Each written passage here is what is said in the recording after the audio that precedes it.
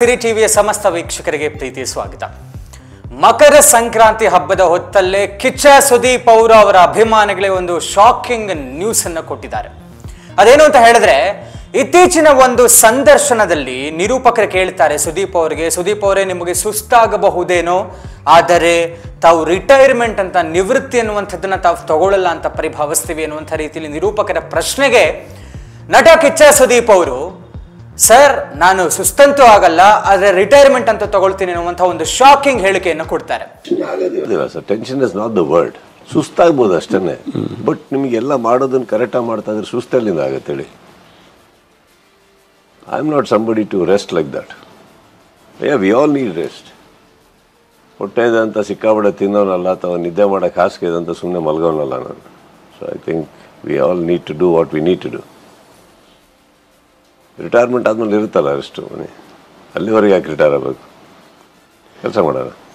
ಇದರಿಂದ ಅವರ ಅಭಿಮಾನಿ ವಲಯದಲ್ಲಿ ಒಂದು ಕುತೂಹಲಕಾರಿ ಒಂದು ವಿಚಾರ ಮತ್ತು ಬೇಸರದ ವಿಚಾರವನ್ನ ಸುದೀಪ್ ಅವರು ಹೇಳಿದ್ದಾರೆ ಅನ್ನುವಂಥ ರೀತಿ ರಿಯಾಕ್ಷನ್ಸ್ ಬರ್ತಾ ಇದೆ. ಅದೇನು ಅಂತ ಹೇಳಿದ್ರೆ, ಸುದೀಪ್ ಅವರು ಹೇಳ್ತಾರೆ, ಎಲ್ಲರಿಗೂ ಅವರ ಒಂದು ಸಮಯ ಅಂತ ಇರುತ್ತೆ. ಅದಾದ ನಂತರದಲ್ಲಿ all the heroes, every hero will get bored.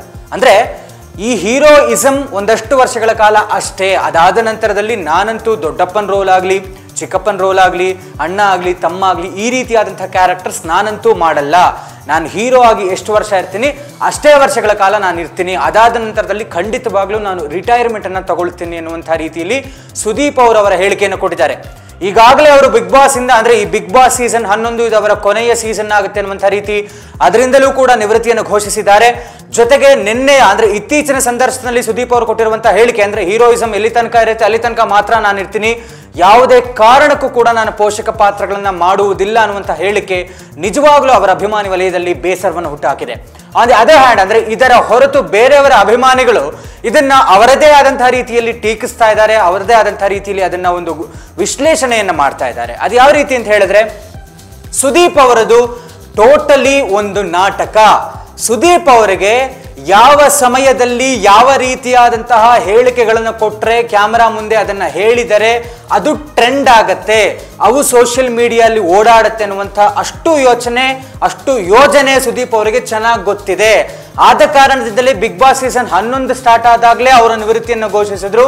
ಯಾಕೆಂದ್ರೆ ಅದೊಂದು ಟ್ರೆಂಡಿಂಗ್ ನ್ಯೂಸ್ ಆಗಲಿ, ಎಲ್ಲರೂ ಆ ಒಂದು ಸೀಸನ್ನ ಖಂಡಿತವಾಗ್ಲೂ ವೀಕ್ಷಿಸ್ತಾರೆ ಅನ್ನುವಂಥ ರೀತಿಯಲ್ಲಿ. ಈಗಲೂ ಕೂಡ ಸುದೀಪ್ ಅವ್ರಿಗೆ ಇನ್ನೂ ವಯಸ್ಸು ಎಷ್ಟು ಅಂತ ಎಲ್ಲರಿಗೂ ಗೊತ್ತಿದೆ, ಅವರ ಹೀರೋಯಿಸಮ್ ಎಷ್ಟು ವರ್ಷಗಳ ಕಾಲ ಇರುತ್ತೆ ಅನ್ನುವಂಥದ್ದು ಗೊತ್ತಿದೆ. ಆದ್ರೆ ನಾನು ಹೀರೋ ಮಾತ್ರ ಆಗಿರ್ತೀನಿ, ಖಂಡಿತ ಪೋಷಕ ಪಾತ್ರ ಮಾಡಲ್ಲ, ಖಂಡಿತವಾಗ್ಲೂ ಒಂದಲ್ಲ ಒಂದು ದಿವಸ ನಿವೃತ್ತಿಯನ್ನು ಘೋಷಿಸ್ತೀನಿ ಅನ್ನುವಂಥ ಈ ರೀತಿಯಾದಂತಹ ಹೇಳಿಕೆಗಳು ಖಂಡಿತವಾಗ್ಲೂ ಟ್ರೆಂಡ್ ಸೃಷ್ಟಿ ಆಗತ್ತೆ. ಎಲ್ಲಾ ಕಡೆ ನಾವು ಓಡಾಡ್ತೀವಿ, ಎಲ್ಲಾ ಕಡೆ ನಮ್ಮ ಚಿರಪರಿಚಿತ ಒಂದು ಪ್ರಚಾರ ಇದ್ದೇ ಇರುತ್ತೆ ಅನ್ನುವಂಥ ರೀತಿಯಲ್ಲಿ ಏನಾದರೂ ಸುದೀಪ್ ಅವರು ಹೇಳಿದ್ರ, ಇದು ಸುದೀಪ್ ಅವ್ರದ್ದು ಟೋಟಲ್ ಡ್ರಾಮಾನ ಅನ್ನುವಂಥ ರೀತಿಯಲ್ಲಿ ಬೇರೆಯವರ ಅಭಿಮಾನಿಗಳು ಇದನ್ನ ವಿಶ್ಲೇಷಿಸ್ತಾ ಇದ್ದಾರೆ. ಆದ್ರೆ ನಮಗಿರುವಂತಹ ಕುತೂಹಲ ಅಂತ ಹೇಳಿದ್ರೆ, ಇದೆಲ್ಲವೂ ಯಾವ ರೀತಿಯಾಗಿ ಮುಂದೆ ಸಾಗುತ್ತೆ ಅನ್ನುವಂಥದ್ದನ್ನ ನಾವೆಲ್ಲರೂ ಕಾದು ನೋಡ್ಬೇಕಾಗಿದೆ. ಇದಿಷ್ಟು ಈ ಹೊತ್ತಿನ ಸುದ್ದಿ. ಮತ್ತಷ್ಟು ಸುದ್ದಿಗಳಿಗಾಗಿ ನೋಡ್ತಾ ಇರಿ ಸಿರಿ ಟಿವಿ.